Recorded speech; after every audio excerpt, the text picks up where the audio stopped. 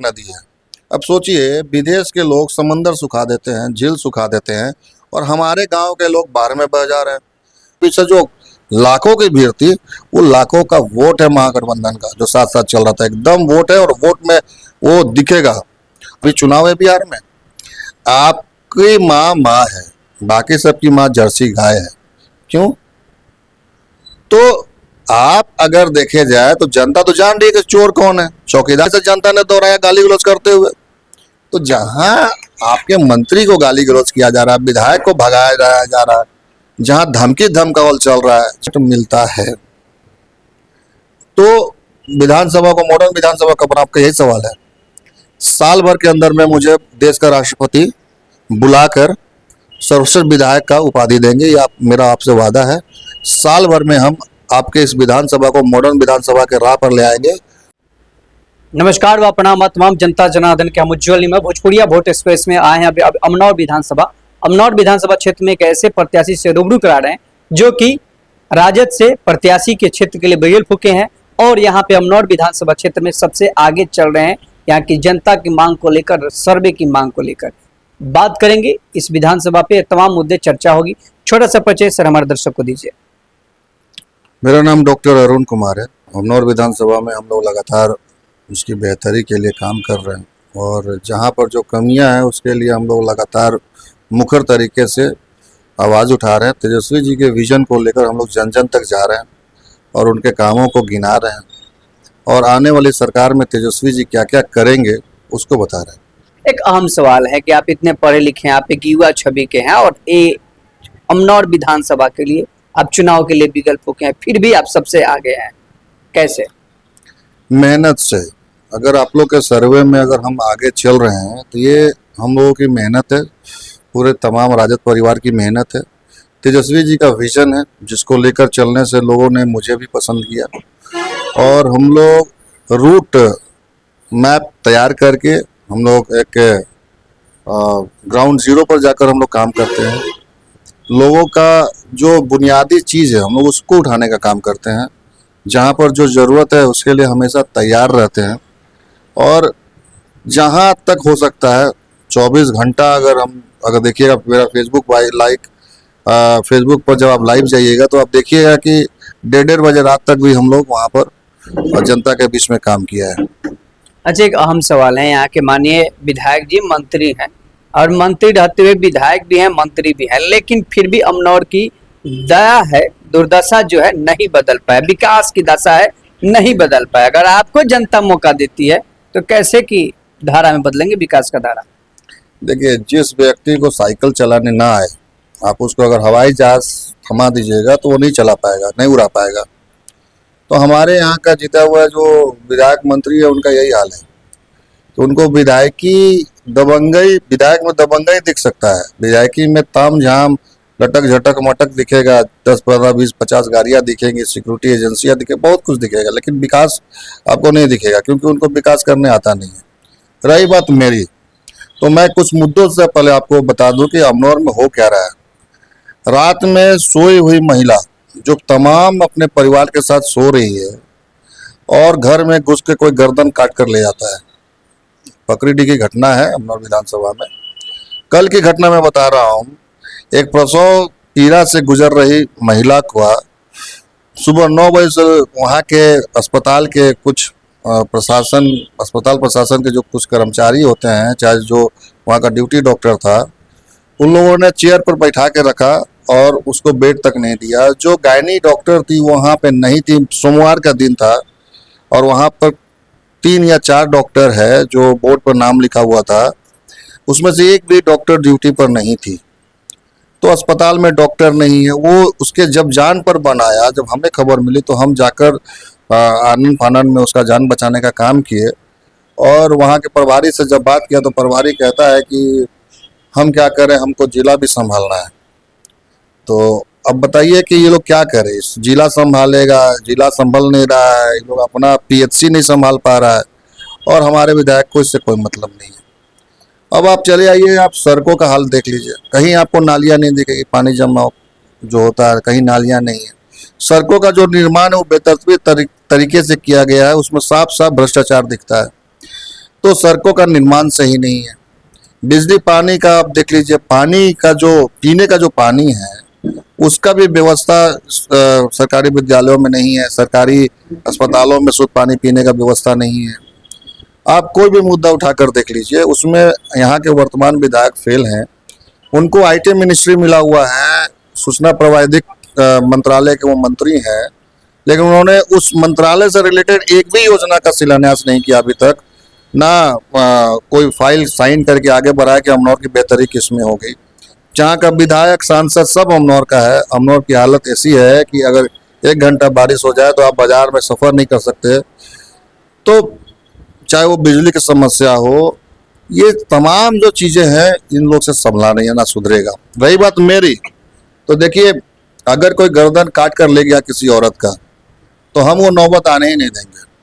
हम अपने क्षेत्र में पूरी जितना भी एरिया अमनौर विधानसभा का है, जो सुनसान एरिया है, चाहे जो बाजार का एरिया भीड़ भाड़ वाला, वो सीसीटीवी से लैस करेंगे ताकि अगर कोई अपराधी भाग रहा हो तो पकड़ा जाए।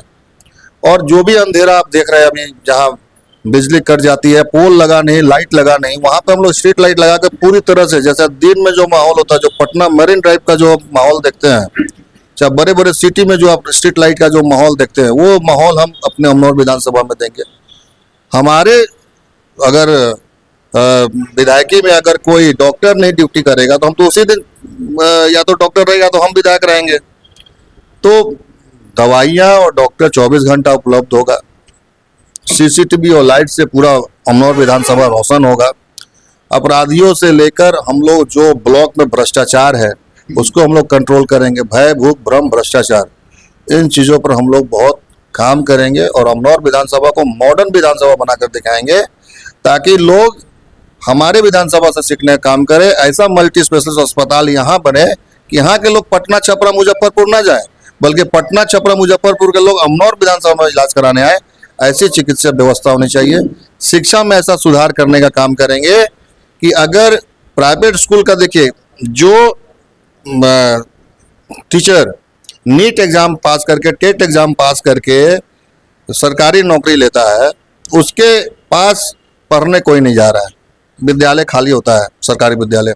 और जो कभी एग्जाम पास नहीं कर रहा, उसकी कोचिंग धड़ाधड़ चलती है। तो क्यों चलती है? क्योंकि कोचिंग पर आने वाले लोगों ने इंफ्रास्ट्रक्चर ठीक ठाक दिया है और सरकारी विद्यालय का जो इंफ्रास्ट्रक्चर उसको वो भ्रष्टाचार का भेंट चढ़ गया। तो हम लोग सरकारी विद्यालय को इतना मजबूत और इतना सुंदर और इतना सुव्यवस्थित बनाएंगे कि वहाँ पे बच्चों की भीड़ बढ़ेगी और वहाँ पर सारा इंफ्रास्ट्रक्चर से जोड़कर हम लोग मॉडर्न तकनीकी शिक्षा देने का काम करेंगे। तो चिकित्सा और शिक्षा और सुरक्षा के लिए हमने आपको बता दिया कि प्रशासनिक जो चुस्त और दुरुस्त जो व्यवस्था होनी चाहिए वो करेंगे। सीसीटीवी लगाकर, कंट्रोल पैनल बनाकर हम लोग इस काम को करेंगे। अच्छा, एक अहम सवाल है, आपके सोशल मीडिया पे प्लेटफॉर्म पे हमने देखा बहुत सारे आपके कमेंट सेक्शन में युवाओं का कमेंट रहता है कि आप आएंगे देखा रहेगा, क्योंकि यहाँ पे बेरोजगारी बहुत ज्यादा है, बहुत सारे यहाँ के बच्चे जो हैं बाहर में प्लान करते हैं। अगर आप आएंगे तो इसको कैसे स्थापित कीजिएगा? अमनौर विधानसभा के 80% युवा या 80% परिवार बोल लीजिए, 80% घर बोल लीजिए, जहाँ के लोग पलायन कर चुके हैं दूसरे राज्यों में। अगर हम लोग आते हैं जीत कर, तेजस्वी जी के विजन को लेकर हम लोग काम करेंगे। यहाँ अमनौर विधानसभा में 3 प्रखंड है, 3 प्रखंड में हम सिर्फ 3 फैक्ट्री खोलने का काम करेंगे विधायक फंड से, तो मेरा पूरा अमनौर विधानसभा का पलायन रुक जाएगा। तो 3 फैक्ट्री हम लोग खोलेंगे और हमने नारा भी दिया है कि अमनौर में 3 प्रखंड, 3 फैक्ट्री, हर घर को देंगे नौकरी। अब 3 प्रखंड में 3 फैक्ट्रियाँ कौन कौन होंगी? तो देखिए, आज का युग मॉडर्न तकनीक युग है। अगर हम लोग सोलर इंफ्रास्ट्रक्चर मैन्युफैक्चरिंग यूनिट, जो सोलर से संबंधित उपकरण बनाते हैं, चाहे वो लाइट हो, चाहे वो किसी भी चीज़ का जो सोलर से मॉनिटरिंग होता हो, अगर उस चीज़ की मैन्युफैक्चरिंग यूनिट यहाँ ला दे तो कम से कम 20-25 हज़ार तो लोग उसी फैक्ट्री में आ जाएंगे। इलेक्ट्रिसिटी में अगर हम लोग पावर ग्रिड, हमारे पास गंडक नदी है, अब सोचिए विदेश के लोग समंदर सुखा देते हैं, झील सुखा देते हैं और हमारे गांव के लोग बाहर में बह जा रहे हैं। तो अगर डक पैनल बनाया जाता अगर अमनौर विधानसभा में है, तो यहाँ बाढ़ का पानी तो कहीं और चला जाता किसी को बिना नुकसान पहुंचाए। तो बुद्धि नहीं है इनको, डक पैनल होता क्या परेड से पूछे तो बता नहीं पाएंगे। तो हम लोग बाढ़ के पानी से पावर ग्रिड लगाकर हम लोग बाढ़ के पानी को रोकने का काम करेंगे, और यहाँ पर जो मैन्युफैक्चरिंग यूनिट लगाएंगे उसमें कम से कम 20-25 हज़ार लोग वहाँ चले जाएंगे। हमारा अमनौर विधानसभा पूरी तरह से कृषि आधारित विधानसभा है, यहाँ के लोग कृषि पर ज़्यादा आश्रित है। तो हम लोग मॉडर्न तकनीक एग्रीकल्चर यहाँ पर लाएंगे, और जो उन्नत किस्म के बीज हैं उनका मैन्युफैक्चरिंग यूनिट हम लोग डालेंगे, खाद का डालेंगे, और भी बहुत सारे सकल घरेलू उद्योग हैं जिसको हम लोग लगा के यहाँ के युवाओं का पलायन पूरी तरह से रोक के 20 से 25 हज़ार रुपये का नौकरी हम लोग आराम से दे सकते हैं। अच्छा, एक अहम सवाल है, आप तो कह रहे हैं कि हम जब जीतेंगे तो तमाम व्यवस्था जो है अमनौर विधानसभा क्षेत्र के जनता के लिए हम करेंगे। यहाँ पे एक बड़ी सवाल है, फिर से एनडीए कह रहा है 25-225, क्या लगता है 25-225 तो तेजस्वी और प्रशांत कहाँ जाएंगे? देखिए 20 से 25 नीतीश हो जाएंगे इस बार गायब। इसलिए गायब होंगे क्योंकि जनता नेपाल को देख चुकी है। नेपाल में क्या हुआ, नेपाल में होता है और एनडीए वाले डर के घर में घुस जाते हैं। तो इनको पता है कि इन्होंने क्या किया है जनता के साथ, युवाओं के साथ। तो हमको लगता है कि ये इन लोगों का नारों पर ध्यान ना दें, क्योंकि इनकी पैंट गीली हो चुकी है। अभी जो माहौल चल रहा है युवाओं का, युवा दिन रात आप पटना के सड़कों पर देखिए, धरना प्रदर्शन चल रहा है, युवाओं पे लाठी चल रहा है। तो किस मुद्दे को लेकर ये लोग आएंगे? हमारे तेजस्वी जी के मुद्दे को तो ये लोग कॉपी पेस्ट कर रहे हैं। तो इनके पास ना मुद्दा है ना गुद्दा है, इनके पास मुद्दा नहीं है युवाओं का पलायन रोकने का, और गुद्दा नहीं है इनको रोजगार देने का। तो जो ये लोग 20 साल के शासन में युवाओं के लिए नहीं किए, वो 17 महीने में तेजस्वी जी ने 5 लाख लोगों को नौकरी देकर किया। ये तो रिकॉर्डेड है। 3.5 लाख लोगों को प्रक्रियाधीन किया, नियोजित शिक्षक को प्रमाणित किया, डोमिसाइल नीति का आवाज उठाया, 200 यूनिट बिजली का आवाज उठाया, आप और पेंशन का आवाज उठाया। उन्हीं की आवाज को देखकर ये घबराई हुई नीतीश सरकार कॉपी पेस्ट करती है। तो इनके पास विजन नहीं है, इनके पास गिंजन है। तो इनके नारों पर जनता ध्यान नहीं दे रही है, इनके कामों को देख रही है। इसीलिए सारे लोग टकटकी लगा के रख रहे हैं इस बार तेजस्वी यादव को कि उनकी सरकार बने। बार बार मन से प्रशांत किशोर कह रहे हैं कि मोदी नीतीश साहब, क्या प्रशांत की भीड़ वोट में बदलेगी? देखिए चुनाव का समय है, बहुत सारी पार्टियां आएंगी, सारे अपने अपने मुद्दों को लेकर आएंगे सामने और नए नए दावे करेंगे। अब दावे तो चुनाव के बाद पता चलेगा। अगर वो बोल रही है कि नीतीश और मोदी साफ होंगे, तो ये तो राजद भी बोल रहा है कि नीतीश और मोदी साफ होंगे, और राजद की महागठबंधन का जो सरकार बनेगा उसमें तेजस्वी जी सीएम बनेंगे। ये तो सारे लोग बोल रहे हैं। अगला मुख्यमंत्री तेजस्वी यादव होंगे? निसंदेह 110% तेजस्वी यादव ही मुख्यमंत्री बनेंगे, क्योंकि पार्टियां बहुत सारी हो सकती हैं, मुख्यमंत्री का चेहरा किसी के पास नहीं है और विजन नहीं है। क्या विजन है, किसके पास क्या विजन है? बोल देने से नहीं ना होगा, उसको करके दिखाना होगा ना। तेजस्वी यादव अगर बोल रहे कि माई बहन योजना में 2,500 रुपया दे रहे हैं, तो तेजस्वी यादव झारखंड में दे रहे हैं। झारखंड में किसकी सरकार है? तेजस्वी यादव के राष्ट्रीय जनता दल महागठबंधन की सरकार है। तो झारखंड में ये ऑलरेडी दे रहे हैं। जब दे रहे तो एग्जाम्पल तो वहाँ है ना। जिन लोगों को डाउट है जाके झारखंड में देख ले ये राष्ट्रीय जनता दल 2,500 रुपया दे रही है कि नहीं दे रही है। तो राष्ट्रीय जनता दल जब 2,500 रुपया झारखंड में दे रही है, तो बिहार में काहे नहीं देगी? अब कैसे देगी? तो जैसे झारखंड को दे रही है तेजस्वी सरकार, वहां पे झारखंड में कौन है? तेजस्वी और हेमंत की सरकार है। यहाँ पर भी जब आएगी तेजस्वी सरकार तो 2,500 रुपया महीना मिलेगा। तो तमाम विजन को सिर्फ बोलना नहीं है, विजन को लागू करना है। तो वो रोड मैप तो सिर्फ तेजस्वी जी के पास है। तो तेजस्वी जी की तरह कोई चेहरा नहीं है, इसलिए 110% तेजस्वी यादव ही अगले सीएम है। अच्छा, एक अहम सवाल है, अपने वोट अधिकार आप लोग ने रैली निकाला, तमाम बिहार के राहुल जी, तेजस्वी जी, तमाम खटल दलों के नेता आपके साथ एक मंच पे दिखे कि वोट अधिकार की रैली में जो हुजूम दिखा, ये वोट में आएगा या नहीं आएगा? एकदम आएगा, क्योंकि इनको डरा धमका कर बुलाया नहीं गया था। डीलर को, प्रशासनिक पदाधिकारियों को, जिला पदाधिकारियों को, ब्लॉक के पदाधिकारियों को, बीडीओ को, सीओ को भड़का के धमका के नहीं लाया गया था। पैसा पर भीड़ नहीं बुलाया गया था। ये वही लोग थे जो इस सरकार से तंग हैं। तो ये वोटर ही थे जो वोटर अधिकार रैली में साथ साथ चल रहे थे। ये जो भीड़ है वही वोट की भीड़ है, ये हमारी भीड़ है। हमने किसी को पैसा नहीं दिया आने के लिए। लोगों ने खुद अपने सहन शक्ति को दिखाते हुए, सक्षम शक्ति को दिखाते हुए हमारी भीड़ में आए थे। और हमारी तो सबसे बड़ी जीत इस वोटर अधिकार रैली से क्लियर हो गया है कि हमने किसी को लालच देकर नहीं बुलाया, दबाव बनाकर नहीं बुलाया, सरकारी तंत्र का इस्तेमाल करके नहीं बुलाया जैसे मोदी जी के भीड़ में बुलाया जाता है। हमारी भीड़ तो जेन्युइन थी, ऑर्गेनिक भीड़ थी।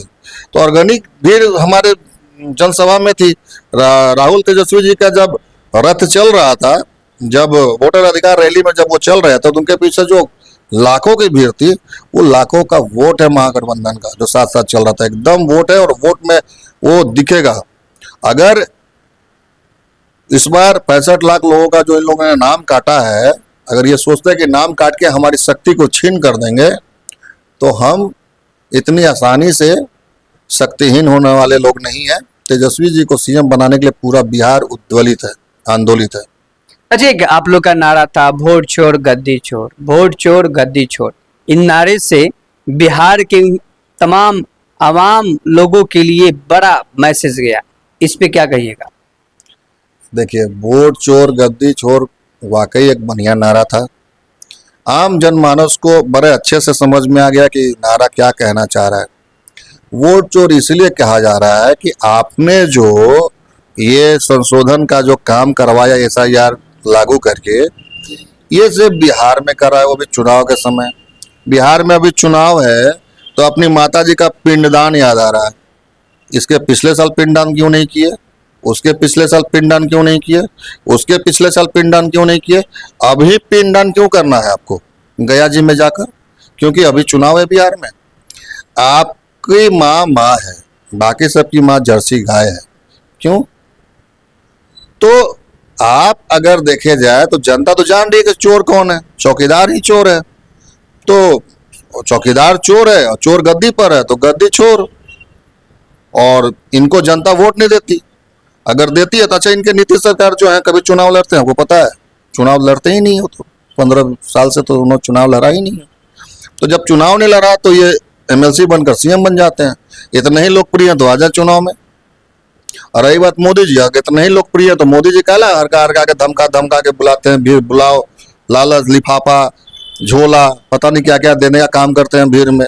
तब जाके 2 4 5 10 लोग जाते हैं, 2 4 5 हजार 10 लोग, वही सरकारी तबके के लोग होते हैं जिनको अपनी नौकरी बचानी है। तो सही नारा है। वो चोर है, चोरी करते हैं वोट का, वोट चोरी हुआ है तो नारा बना है और नारा बहुत जग जाहिर हुआ है, विदेशों तक गूंज है इसकी। अच्छा, अमनौर में भी डबल इंजन का सरकार है, बिहार में भी डबल इंजन का सरकार है, लेकिन विकास नहीं दिख रहा है। कैसे, देखिए, इस पे क्या कहेंगे? क्योंकि डबल इंजन ही डबल गिंजन है। डबल इंजन की सरकार होती तो पटरी पर रेलगाड़ी एकदम मेट्रो ट्रेन की तरह दौड़ती, लेकिन गिंजन की सरकार है जो स्टार्ट ही नहीं हो रही है। आप अगर डबल इंजन की सरकार होती तो अमनौर आज कहां से कहां पहुंच गया होता। बिहार का प्रत्येक विधानसभा सारे देश के राज्य से आगे निकल जाता और एक अलग ही कहानी लिखता।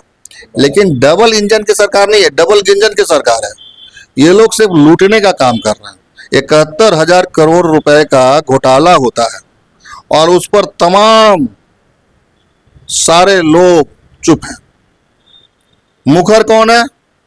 तेजस्वी यादव जी। बोल कौन रहा है? तेजस्वी यादव जी। लोगों को जगा कौन रहा है? तेजस्वी यादव जी। बाकी लोग क्या कर रहे हैं? तमाशबीन है। 71,000 करोड़ को कोई घोटाला ही नहीं समझता है। ये घोटाला कौन किया? डबल इंजन की सरकार ने किया है, डबल इंजन की सरकार ने किया है। तो आप इसको डबल इंजन मत कहिए, क्योंकि इनका इंजन कभी स्टार्ट हुआ ही नहीं। इनका गिंजन हमेशा स्टार्ट होता है। और अपराध, आपके हाथ में भी मोबाइल है, आज जनता के सबके हाथ में मोबाइल है। आप उस मोबाइल में आप चले जाइए, किसी भी आर्टिफिशियल इंटेलिजेंस ऐप पर चले जाइए, चाहे आप जो भी ऐप यूज करते हैं मोबाइल से पूछिए, चाहे NCR का रिपोर्ट देखिए, आप लोग क्राइम रिपोर्ट देखिए, उसमें साफ साफ आपको बताया जाएगा कि लालू जी के युग में अपराध का दर जो था, जिसको ये महाजंगल राज कहते हैं, अभी के युग में उसी युग से 80% अपराध इस डबल इंजन के सरकार में बढ़ा है। तो 80% अपराध यहां अगर बढ़ा पहले की अपेक्षा, तो जंगल राज, महाजंगल राज किसको कहेंगे आप? उसको आप कहेंगे जिसमें 6 यूनिवर्सिटी खुल गया, उसको आप महाजंगल राज कहेंगे, जहां बैकवर्डों को, दलितों को, पिछड़ों को, अति पिछड़ों को, शेड्यूल कास्ट को, शेड्यूल ट्राइबल को, बैकवर्ड कास्ट को, ओबीसी को, सारे लोगों को बैठने के लिए कुर्सियां, बात करने के लिए मान सम्मान, नौकरियां मिली, उसको आप महाजंगल कहेंगे। और अभी जहां बेरोजगार थाने में ठूसे जा रहे हैं, जहां रोजगार का कहीं नाम निशान नहीं है, जहां अपराध 80% ज्यादा बढ़ गया, जहां लूट खसोट मचा हुआ है, जहां मंत्री को, विधायक, अभी अमनौर को देख लीजिए कैसे जनता ने दोहराया गाली गलौज करते हुए। तो जहां आपके मंत्री को गाली गलौज किया जा रहा है, विधायक को भगाया जा रहा है, जहां धमकी धमकावल चल रहा है, जहां हर बात पर गोली मार दी जा रही है, हर बात पर एफआईआर कर दिया जा रहा है, मीडिया को स्वतंत्र नहीं छोड़ा, या तो खरीद लिया, आज जो नहीं बिक रहा है उसको एफआईआर करके फंसा दिया। तो ये ना महाजंगल राज है। लालू जी ने 6 यूनिवर्सिटी खोला, कई सारे द पुल मैन बनकर कितने सारे पुल का निर्माण किया, कितने लोगों को रोजगार उपलब्ध कराया, शासन व्यवस्था को चुस्त दुरुस्त किया, कमजोर वर्ग को आगे लेकर आए। तो उसको कुछ नहीं कह के आप अभी जो पूरा मचा हुआ घमासान, इस पर ये लोग खाली पॉलिश कर रहे हैं, झूठ बोल रहे हैं। तो ये महाजंगल राज है। अच्छा, एक अहम सवाल है, अमनौर में एक बड़का पार्क बा, वो पार्क में सुनते हैं कि कई करोड़ की योजना है, उस पार्कवे में लग जाता है अमनौर की सुंदरता बढ़ाने के लिए। आप उस पार्क में कभी घूमे हैं कि नहीं? नहीं, पार्क मैं गया हूँ, वो पार्क नहीं है, वो सार्क है। सार्क हमारे संस्कार को निकल रहा है। वो पार्क जो सार्क बनकर है, वो आजकल सुनते हैं कि अंदर जाने के लिए पैसे लगते हैं, अश्लीलता फैलाई जा रही है वहाँ, और करोड़ों का बजट से निर्माण नहीं हुआ। उस निर्माण के तहत उसकी आड़ में करोड़ों का गबन हुआ है। अगर उस पैसे से किसी सरकारी विद्यालय को मॉडर्न विद्यालय बना दिया जाता तो आज कई सारे बच्चों का भविष्य उज्जवल हो रहा होता। चाहे किसी भी अस्पताल को अगर उसके इंफ्रास्ट्रक्चर को मजबूत कर दिया जाता तो निसंदेह कल जो प्रसव पीड़ा से डॉक्टर की कमी से गुजर रही थी महिला, जिसकी जान पर आफत आ गई थी, उस वैसी महिलाओं का, वैसे रोगियों का जान बच पाता। तो ये पार्क नहीं है, ये संस्कार को निगलने वाला सार्क है। अच्छा, एक अहम बात है, अभी सामने आप देख सकते हैं तो दुर्गा पूजा आ गया है, लेकिन यहाँ की हम व्यवस्था की बात करें, साफ सफाई की बात करें, तो यहाँ पे जो मार्केट की जो साफ सफाई है, बिल्कुल अभी माने गंदगी फैला हुआ है। सामने दुर्गा पूजा है, तमाम पर्वें हैं, तो इस पे क्या कहिएगा? अगर आपकी सरकार आएगी तो पूजा के लिए क्या कहिएगा? विशेष क्या अभियान चलाएंगे पूजा के समय? देखिए, पूजा पर तो साफ सफाई होनी चाहिए, ये सभी का जुड़ा हुआ है, सभी से भक्ति से जुड़ा हुआ है, आस्था से जुड़ा हुआ चीज़ है। तो साफ सफाई भी होनी चाहिए, शांतिपूर्ण तरीके से पूजा का अवलोकन होना चाहिए, पूजा का समापन होना चाहिए, सारे लोगों को मिलजुल कर इसको हर्ष उल्लास के साथ मनाना चाहिए। अगर ये सरकार गंदगी फैला रही है तो अब इनके सरकार तो कीचड़ से ही निकली है, तो चारों तरफ आपको कीचड़ ही दिखेगा ना। ये कमल पुल निकलता कहाँ से है? कीचड़ से ही ना, इसीलिए कीचड़ चारों तरफ आपको दिख रहा है। हम लोग जब आएंगे तो हम लोग सफाई का लालटेन जलाएंगे और हम लोग सफाई अभियान चलाएंगे। आप कहीं भी जाकर देखिए, किसी दुकान के आगे आपको डस्टबिन रखा हुआ है? नहीं मिलेगा। वो डस्टबिन अगर होगा तो उसके अपने पैसे का होगा। आप चले जाइए किसी भी बाजार को आप देखिए, नंगी तारें दौड़ रही हैं, किसी भी तार को कवर किया गया, जबकि अमनौर बाजार में ऑलरेडी एक दुकान में आग लग चुका है, उसके बाद भी प्रशासन नहीं सीधा। आज दुर्गा पूजा आ रहा है, दिवाली आ रहा है, अभी बिजली से रिलेटेड सारी उपकरणों का मार्केट सजेगा, बहुत सारी चीज़ें आतिशबाजी की बेची जाएंगी, और इतनी भीड़ भाड़ एरिया में सुरक्षा का कोई इंतजाम नहीं किया गया है। आपने अपने क्षेत्र में कभी दमकल गाड़ी को देखा है? नहीं देखा होगा। तो ये जो चीज़ है, बाजार में नालियां हैं भरी पड़ी हैं, रोड में जो इतना कंजेस्टेड है, अतिक्रमण भी एक बहुत बड़ी समस्या है जिसको प्रशासन हटा नहीं रहा। और यहाँ पर आप देख लीजिए, बाजार में कहीं भी आपको पुलिस गाड़ी घूमते, कहीं पेट्रोलिंग गाड़ी दिख रहा है? नहीं। आप 6 बजे के बाद आप चले जाइए, वो जिस पार्क का आप नाम ले रहे थे, उस पार्क के आगे एक नहर है, तो नहर पे आप 7 बजे के बाद अकेले टहल लीजिएगा, पटक के मार के छीन लेता है पर्स और चाकू को भी घोंप देता है। वहाँ पे एक बार पेट्रोलिंग गाड़ी घूमता है? नहीं। तो साफ सफाई हो, या फिर पूजा में सुरक्षा का कोई इंतजाम हो, ये यहाँ के लोग नहीं करेंगे। कीचड़ मानसिकता के लोग हैं। अच्छा, एक अहम सवाल है आपका अमनौर विधानसभा के क्षेत्र के लिए। आप नहीं बाहुबल है, नहीं आप दबंग बल है, नहीं आप धन बल है। अमनौर विधानसभा में तमाम लोग इस चीज से पहले से ही सजग हैं, पहले से ही मजबूत है। इसको कैसे आप चुनौतियां देंगे जनता के बीच में? मेरे पास शिक्षा का बल है, मेरे पास सोच का बल है, मेरे पास अच्छाई का बल है, मेरे पास एक ऐसा चश्मा है जिसको मैं पहन कर घूमता हूँ, जिससे मुझे सारे लोग एक समान दिखते हैं, कोई मुझे ऊंच नीच नहीं दिखता। बाहुबल यहाँ पर क्या कोई महाभारत रचा जा रहा है क्या? यहाँ पर क्या कोई पाकिस्तान और हिंदुस्तान का युद्ध चल रहा है क्या कि आपको बाहुबल चाहिए? अरे भैया, बाहुबल क्यों चाहिए? किसी को मारना पीटना, विकास करना है ना। क्रिमिनल रिकॉर्ड के लोग ही आके तो यहाँ का पूरा नरक बनाए हुए हैं। यहाँ पर अब आप बोल रहे धन बल। जनता जिस दिन नेता का 500 रुपया पकड़ना बंद कर देगी तो उसके घर में हर महीने 5,000 रुपया पहुँचने लगेगा, क्योंकि उसके हक का पैसा वही 500 रुपया खा जाता है। ये नेता लोग चोरी करते हैं, पहले 500 रुपया धराते हैं और उनके हक का पैसा फिर मार लेते हैं। तो यहाँ पर अगर धनबल अगर हावी है तो कुछ तो जनता का भी गलती है। ये जनता अगर धनबल वाले को अगर स्वागत कर रही है तो उनका धन वही चोरी करेगा ना। जो पहले लगा रहा वही निकालेगा भी। तो पहले तो आप तनिक और क्षणिक सुख से पहले बाहर आइए, और जो लोग आपको पैसे का लालच देकर आपका वोट लेने का कोशिश कर उनसे बचिए। वो आपका वोट नहीं ले रहे, आपका भविष्य चुरा रहे हैं। आपके बच्चे अगर बेरोजगार है तो उसे 500 रुपया लेने के कारण बेरोजगार है। जाति पाति के लड़ाई में हमारे बच्चों का भविष्य अंधकारमय हो गया है। अच्छा, जाते जाते एक अहम सवाल रहेगा कि अमनौर विधानसभा के लिए आपको पार्टी टिकट देती है तो कितने दिन में आप अमनौर विधानसभा को एक डिजिटली विधानसभा बनाएंगे, एक अलग मैप रूप तैयार करके विधानसभा के जनता को सौंपेंगे? देखिए, तेजस्वी जी सर्वे करा रहे हैं और आप कह रहे हैं कि सर्वे में, आपने कहा कि सर्वे में हम आगे चल रहे हैं। आप लोग के सर्वे में जनता मुझे प्यार दे रही है, और प्यार के कारण भी तेजस्वी जी हैं, क्योंकि उनका विजन इतना अच्छा है कि जनता को पसंद। मैंने बस उनके विजन को ले जाकर जनता के पास रखा है। और अगर मुझे टिकट मिलता है तो विधानसभा को मॉडर्न विधानसभा का, आपका यही सवाल है, साल भर के अंदर में मुझे देश का राष्ट्रपति बुलाकर सर्वश्रेष्ठ विधायक का उपाधि देंगे। ये मेरा आपसे वादा है। साल भर में हम आपके इस विधानसभा को मॉडर्न विधानसभा के राह पर ले आएंगे और राष्ट्रपति से आपको उपाधि लेकर हम आपको साबित कर देंगे। क्या कहेंगे अमनौर की जनता को, तमाम यहाँ के गरीब गुरबे परिवार से लोगों से क्या अपील और निवेदन करेंगे? अगर आपके बच्चों को नौकरी चाहिए, इस बार आँख खोलकर और सच्चे मन से, दिल से लोभ लालच को त्याग करके पढ़े लिखे युवाओं को मौका दीजिए। यहाँ सड़क बीमार है, यहाँ थाना बीमार है, ब्लॉक बीमार है, यहाँ का बिजली व्यवस्था बीमार है, यहाँ का पानी बीमार है, बाढ़ की बीमारी है, और सब बीमारी का इलाज एक डॉक्टर कर सकता है। सारे बीमारी को एक एंटीबायोटिक चाहिए और उस एंटीबायोटिक को हम ही दे सकते हैं।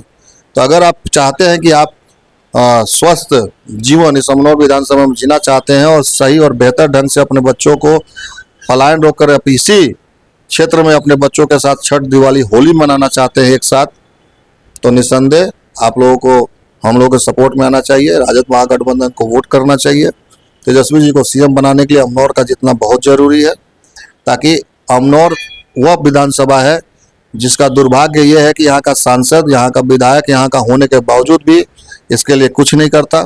हमारे बच्चे, हमारे लोग आज नेता विहीन है। इनको एक सच्चे नेता की जरूरत है जो इनको विकास के रास्ते पर ले जाए। तो हम तो यही कहेंगे तमाम जनता से कि इस बार युवाओं को और जो पढ़े लिखे लोग हैं उनको मौका दीजिए। आने वाले समय में मात्र 1 साल के अंदर में आपका बच्चा 25-30 हज़ार रुपया की नौकरी के लिए बाहर नहीं जाएगा, यहीं रहेगा, आपके साथ रहेगा। अभी हमारे साथ डॉक्टर अरुण कुमार जी से बातचीत हो रहा था। इन्होंने साफ तौर पे कहा कि भ्रष्टाचारी अमनौर को मैं एक अच्छा शिक्षित अमनौर बनाऊंगा, विकसित अमनौर बनाऊंगा और रोजगार का अमनौर का सृजन करके मैं दिखाऊंगा।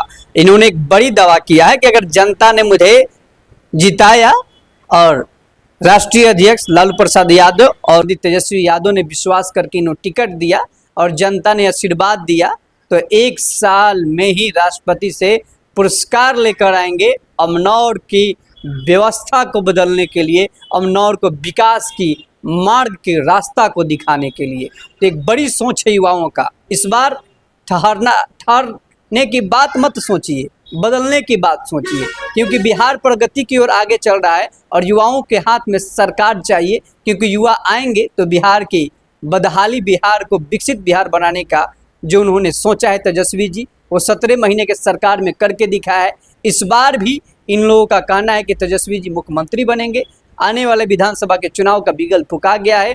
आप अपने सोच समझ के अच्छे लोगों को वोट करें, अच्छे लोग आएंगे तो आपके विधानसभा अमनौर विधानसभा में बेहतर विकास हो सकता है और मुख्यमंत्री का चेहरा अच्छा आएगा तो बिहार बदल सकता है। तो भोजपुरिया वोट एक्सप्रेस में आप सभी हमारे डॉक्टर अरुण जी के विचारों को सुन रहे थे। तो आप सभी से अपील और निवेदन होगा कि अच्छे को सपोर्ट करें, वोट करें। जय हिंद, जय भारत। निर्मल के साथ स्वस्थ रहिए, सुरक्षित रहिए।